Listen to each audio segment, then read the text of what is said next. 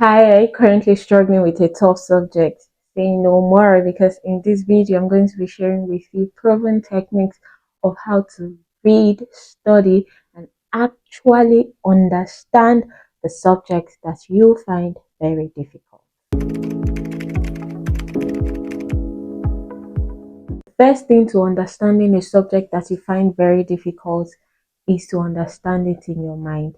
In the sense that you must be ready to learn it, you must be ready to understand the subject.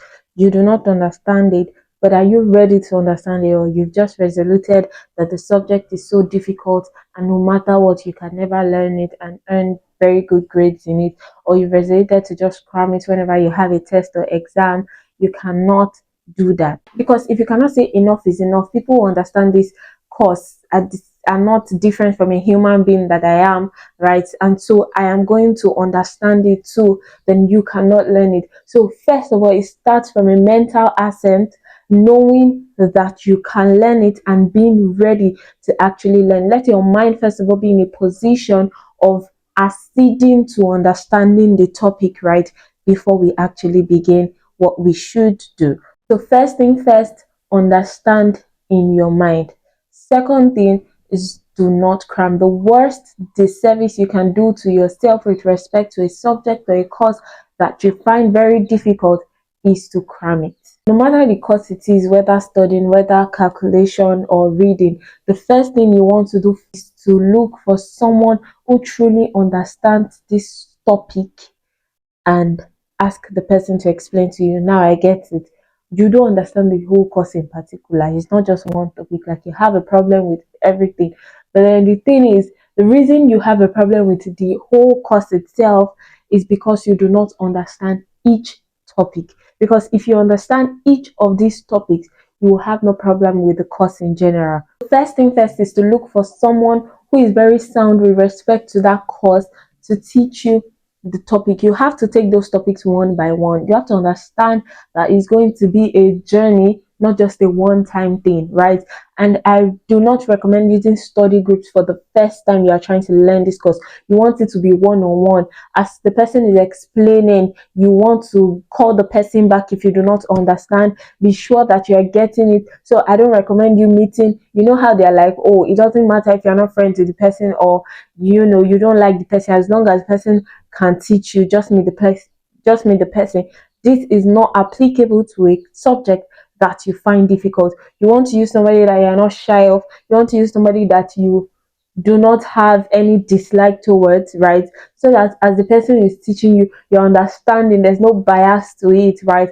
And then if you are losing your line of thoughts or line of understanding, you can call the person back, right, to explain it to you. So the first learning process of that subject is that it should be a personal thing, right? Not study groups are good, but for a subject that you are finding very difficult, study group is not the first thing. The first thing is one-on-one tutorial or explanation or teaching. After this person must have explained it to you, the next thing you should do is to tutor that tutor immediately. Like, do not compromise the power of teaching something immediately you learned it, in this case, right? So once the person that is explaining to you, let's say the person is your classmate, right?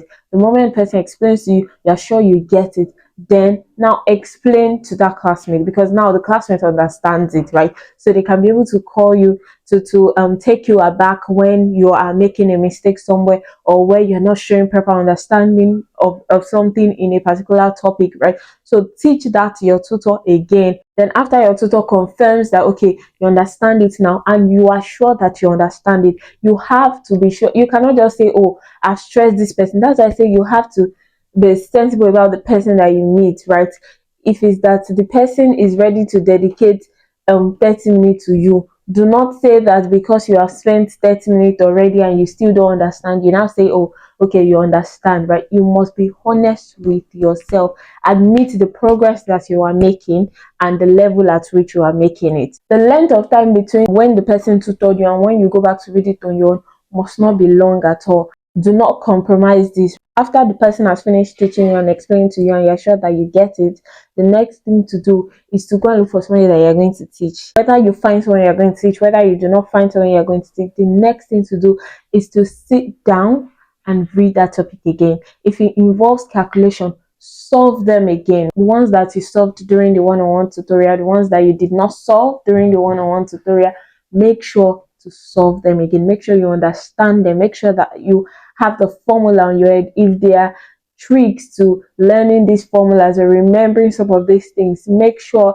that you are exposed to them or you create one for yourself to be able to remember it. The next thing after the person has tutored you is to, like I said earlier, go and read it on your own. Like literally, don't drink water and drop the cup before you start studying. Like let it be, as you're living here, go here and start studying, start practicing it again. You cannot afford to underestimate or compromise this. Why? Because the explanation is still fresh in your head. So while you are ingesting the information that you are reading, that's the course that you are studying, the lecture notes that you are reading, you understand it more now, right? Because you are reading it immediately after it has been explained to you. You understand it more now. So when you now understand it, the next thing will be to make sure that you always remember it, because now you understand it. But still, because you are trying to familiarize yourself with the topic, you're trying to know it, you're trying to make it simple to you, the best thing you can do to yourself is to make sure that you always remember. So when you are randomly in the bathroom, ask yourself, oh, what does this say? What does this mean? You know, all of this. Just take your mind to something in the note and test yourself whether you can recall. I know that sometimes it brings fear to do this, because I don't know, but I think I'm talking out of personal experience, being that there was a particular course in school that I found difficult. I mean, not very difficult per se, but then compared to how I perceived my other courses, it was, a little difficult for me. And so whenever I have exams and I'm trying to remember, because the sections are many, principles are many, I'm scared to even check if I recall, because I'm like, what if I don't recall again? After reading it like for the umpteenth time, what if I don't recall? Then I would now be scared to even check if I recall, right?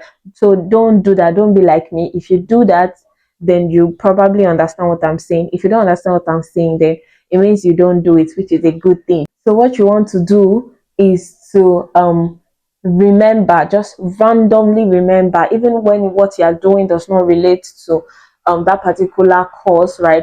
Just randomly try to remember. If you remember what so formula is, or what this particular principle is, or what the classifications of this, or what the definition of it is, if you cannot recall, then it is a call for you to go back and study it. Because for a course that you find quite difficult, the best thing you can do for yourself is to read it more often than you study other courses. I know that people tend to switch this thing the other way around.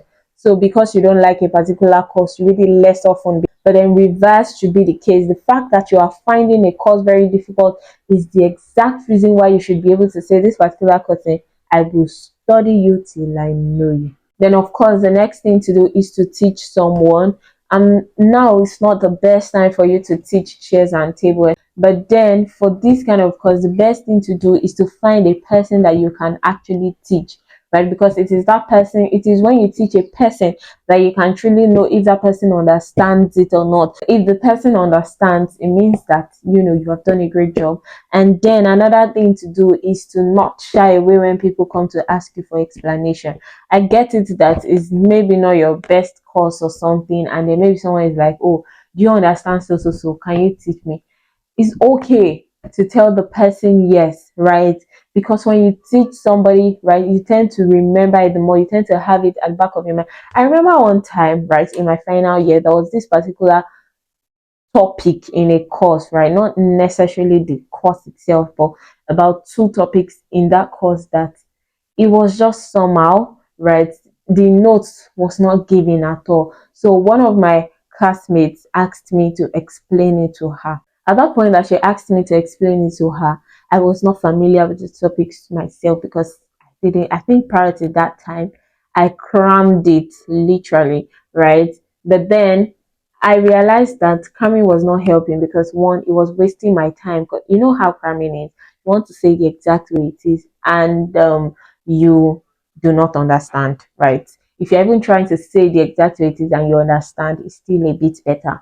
So I told her to come. So I think the next day. So I went and I read it. Like I went to ChatGPT, explained like I'm five what this is. I checked online, checked textbook and all of that. I feel like the fact that there was somebody that I needed to teach was what made me go this far. Because tell me why I was trying to force two pages into my head when I could have just gone to the internet to Google about it and understand it, right? But then I knew that I had the duty to make sure that whoever I teach the topic also understands it. And there's no way that is going to happen if I myself I do not understand it, right? So when I read it and then I went as I was teaching her, I was understanding it better. Like I don't know the philosophy behind that. Maybe I do, but yeah, you get. And then I think subsequently I explained to like two more persons, and he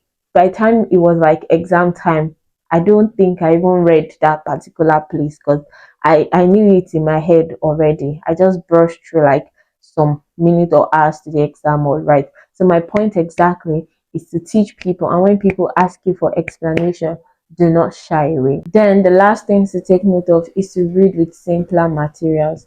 The reason you are not understanding might just be because the textbook you're using is very complex.